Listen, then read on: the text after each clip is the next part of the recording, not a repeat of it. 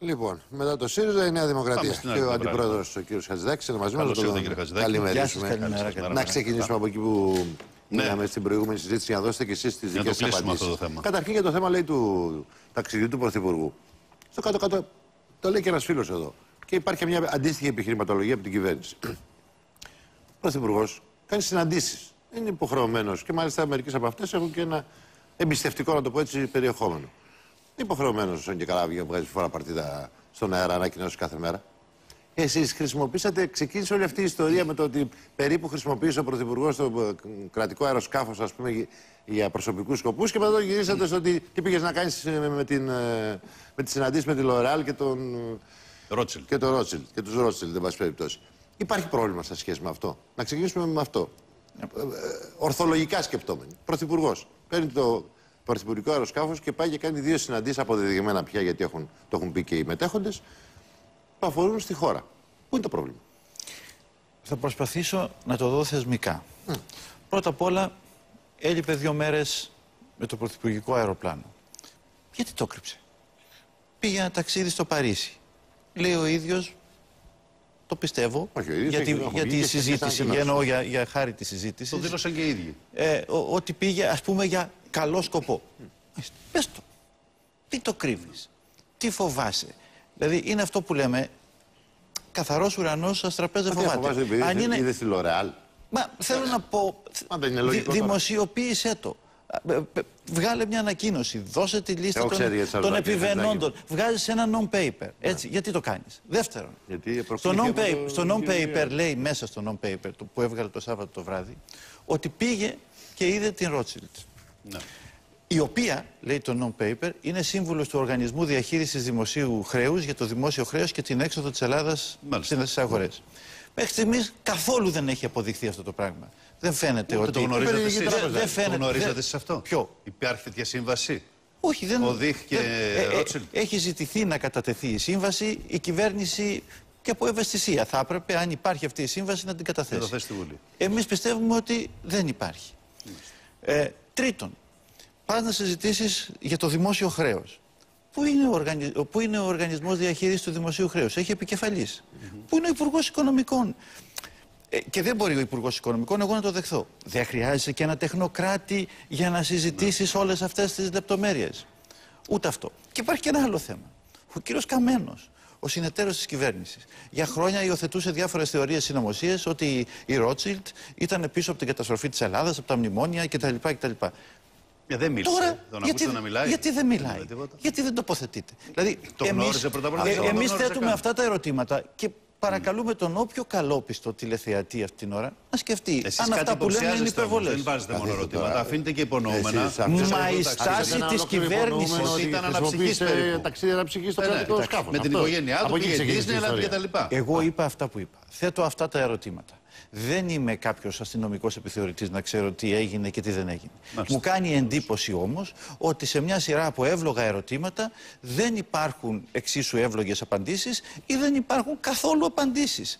Και αυτό δεν τιμά μια κυβέρνηση που ήρθε ως Ροβεσπιέρος να εξαφανίσει τις εσφαλμένες πρακτικές και την αδιαφάνεια κτλ. Να συναντά ο Πρωθυπουργός, ο κάθε Πρωθυπουργός, ο κάθε Πρωθυπουργός. Έχουν γίνει συναντήσεις και συναντήσεις που δεν έχουμε μάθει ποτέ.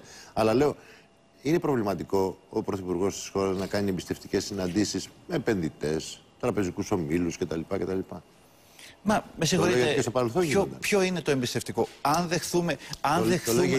Θέλω να σας πω το εξής. Αν δεχθούμε αυτό που είπε η κυβέρνηση, δεν έχει αποδειχθεί καθόλου ότι η Rothschild έχει υπογράψει σύμβαση και είναι σύμβουλος του δημοσίου. Για ποιο λόγο να τη δει εμπιστευτικά?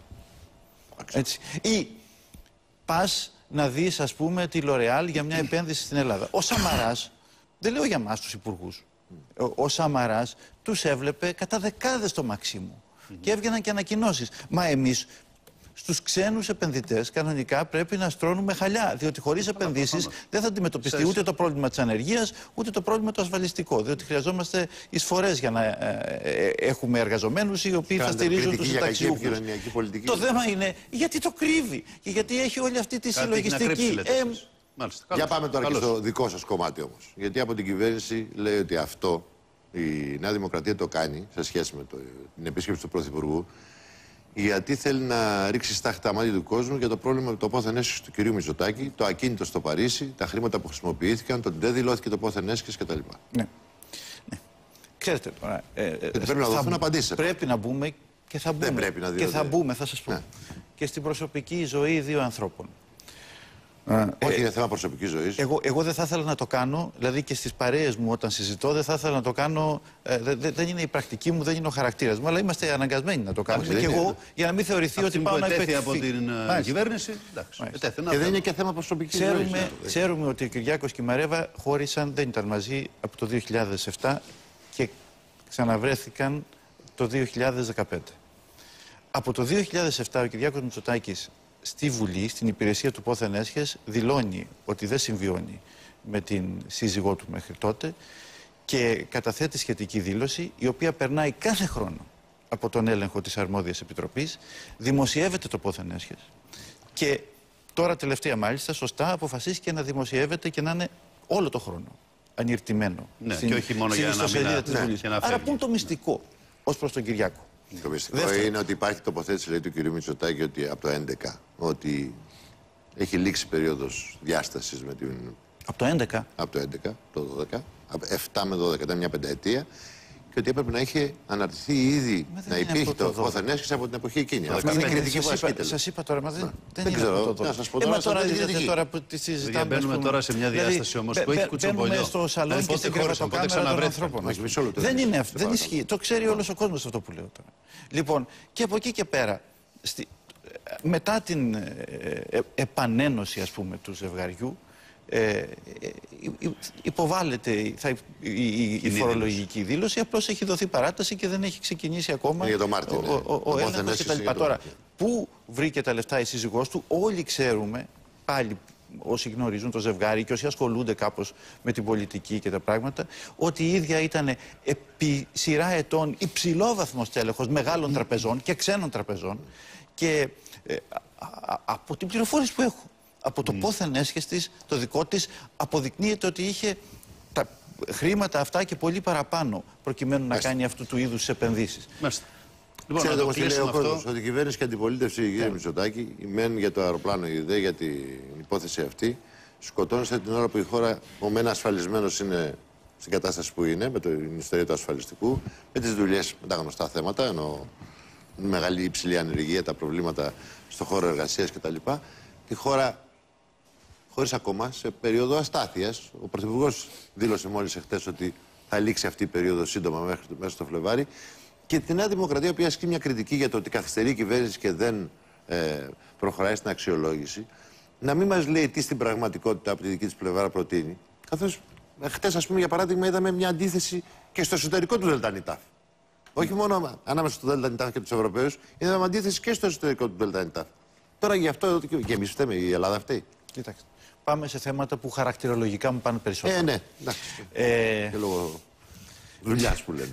Λοιπόν, όχι, δεν ήθελα να φανεί ότι δεν τοποθετούμε στα προηγούμενα. Είστε υποχρεωμένοι. Τι να κάνουμε τώρα? Λοιπόν, δείτε, η κυβέρνηση για αλλού ξεκίνησε, για αλλού η ζωή την πάει, δεν πιστεύει αυτά τα οποία πρέπει να κάνει, εφαρμόζει στρεβλά αυτά τα οποία συμφώνησε, μπατάρει προς τους φόρους, έχει μια αλλεργία στις μεταρρυθμίσεις και έχασε χρόνο. Χάνοντας χρόνο στις αξιολογήσεις, κανονικά αυτή εδώ η αξιολόγηση που συζητούμε με βάση το μνημόνιο του Αυγούστου του 2015 θα έπρεπε να έχει κλείσει το Φεβρουάριο του 2016.